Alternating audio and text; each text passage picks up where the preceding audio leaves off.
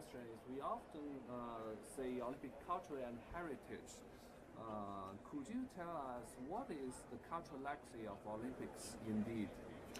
Yes, so you know when Baron Pierre de Coubertin relaunched the Olympic Games more than 120 years ago,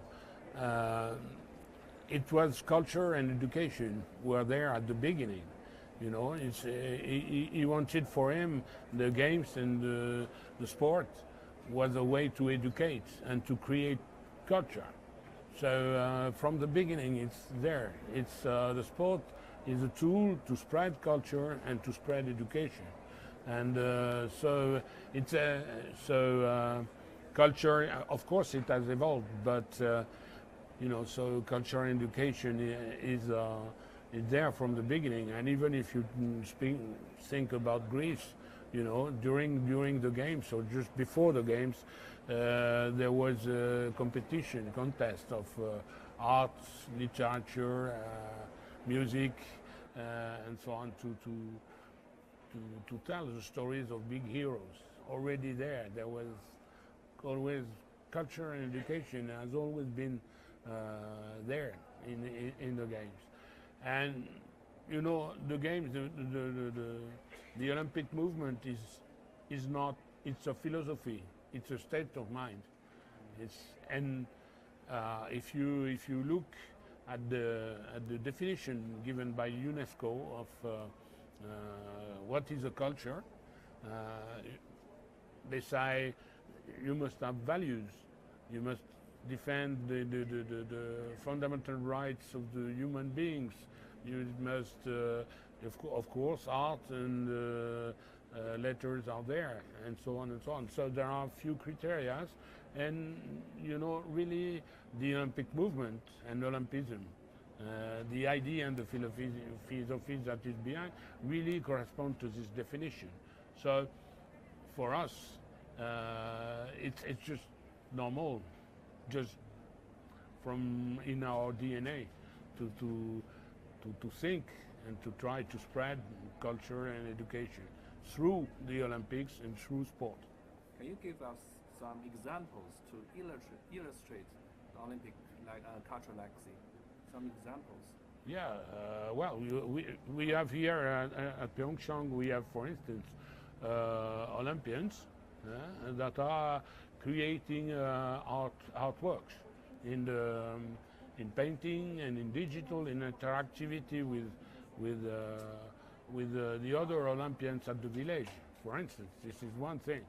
The education also, we have a big program called Olympic Values Education Program all over the world, where we try to explain to teachers that will then explain to children, you know, that respect, excellence, joy in effort, all these Olympic values are important in life, and they illustrate their methodology, their pedagogy is illustrated by all the Olympic achievements. While inheriting the cultural legacy and benefiting from it, each Olympics will give new things to the Olympic culture. So of course. Which Olympics give you the most impressive feelings about the Olympic culture? No, I don't think we competition, you know, is on the field of play, but in terms of culture and education, each country, each host city, and even a lot of people all around the world every day, they contribute to this education and this culture, you know, and everyone brings what he has to bring.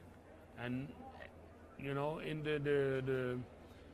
the Olympic movement, the diversity of approaches, of culture, of religion, of beliefs, of political systems, you know, is something that is very much valued and an important component of the Olympic movement.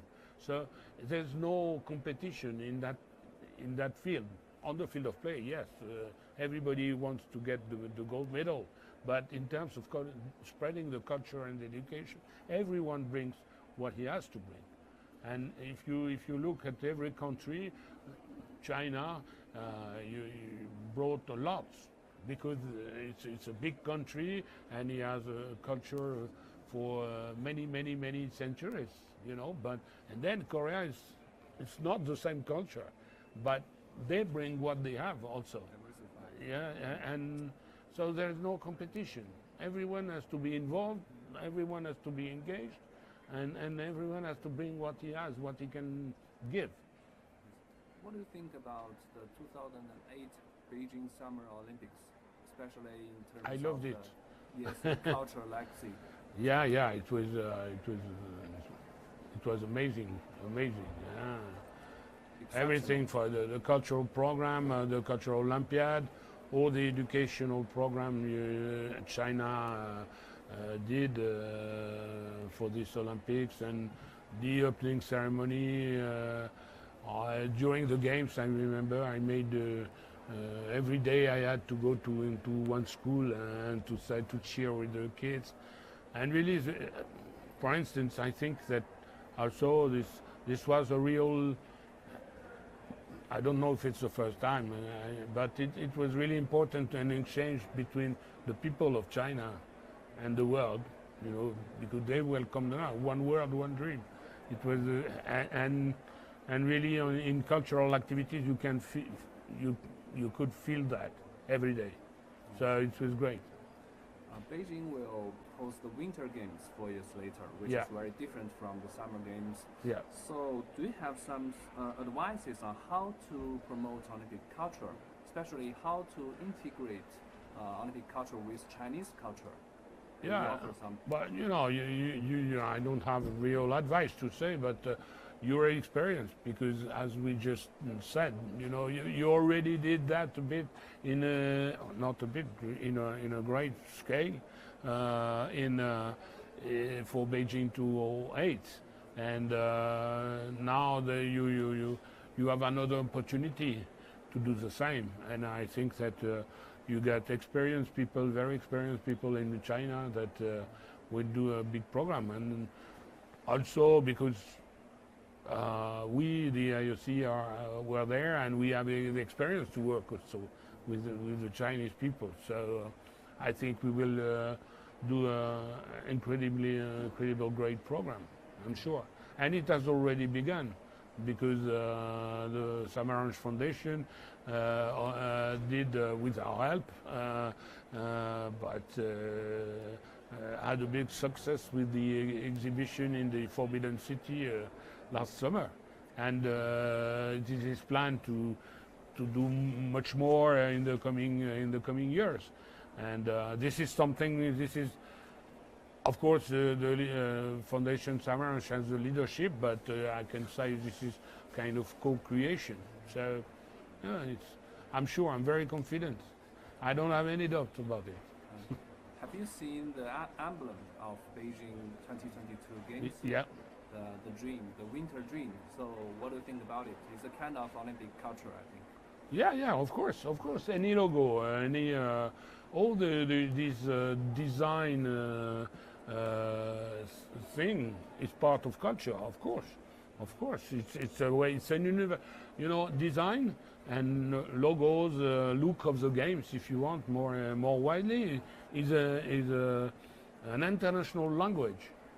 You know, so to communicate, you don't have to read the Chinese. You know, I don't read the Chinese. You know, but you can speak some Chinese. yeah, I can speak about very few words, but I cannot read Chinese. But I can, through your logos, through the language, your pictograms, through your look of the games, I can understand maybe something a bit of China, and maybe of what is the dream you are pursuing through organizing these games. Yes, and for instance, in Lausanne, in the Olympic Museum, you will have a special exhibition that will open in May, in 3 months. Yes, this year, about all these incredible examples of creation and creativity that we had in the look of the games. You know, Tokyo, the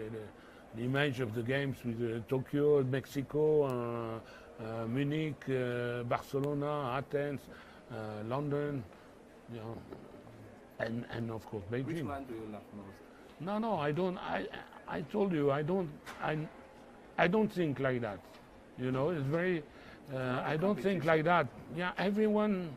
Once again, everyone has to do his best. It's really the Olympic spirit. You do your best and give what you have to give. Yes. Olympic 2022 agenda emphasizes a lot on the young people. So how do you think the culture and the heritage and education can influence the young people? Just it's the purpose of culture and education to influence young people. The problem is that maybe you don't succeed, but you are almost doing cultural and educational program. You try to influence young people. Of course, this is the main target of this kind of programs is the young people, and I think it's really important because once again, all the Olympic, what we call the Olympic values, you know, I think are life skills values. You know, they are really important if you want to be a good person in your everyday life, and through sport you can easily make these values understood and maybe give some a wish, a dream to a young kid to be maybe a big champion, but at least to live according to these values, which is really important for him. So, of course, it's really important. Youth is really important. My last question. Tonight, at the opening ceremony, the North and the South Korean delegation will march together. So, President Bach called it a historic moment in the Olympic movement. So, what do you think about it? I think it's very Olympic, you know, and yes, and it's a very good news for all the planet. Maybe it's on the long term we don't know, but at least it's an occasion for them to talk together and to live a moment together, and maybe hopefully from that something will be built on that moment. And no, it's really important. President Bach is right. It's really historical, especially with the tension there was in the few past months, you know. Because this is not the first time in history that they will march together. The first time was in Seoul in 1988, and since then they have already marched 2 other times together. I think it was in Sydney and Torino, I think. But with the tension last year, you know, it's really historical, sure. But that's the dream of, you know, that's the dream of Olympiad de Coubertin. Why? And the dream of the Greeks, you know, because for instance, it is a legend, okay? But and this is culture, you know. It is a legend, but this is culture. The story is how were created the first Olympic Games in Greece, you know. The Pythia of Delphi went to see the king of Elis, one city in Greece near Olympiad, and no, the king went to see the Pythia, and the king said, we are always fighting each other. All the cities of Greece, we are fighting each other. Okay, what could I do to stop that? And she said, okay, but okay, declare a truce and organize during this truce games where people can fight against each other, but with peaceful means, you know. And that's how the Olympic Games were invented. So we are really at the heart of the Olympic movement when there are such events like that. Thank you so much. Thank you very much. Thank you very much. Yes. Could you please sign on this one? Yes, of course. With pleasure. Attends, wait. I don't want to break anything.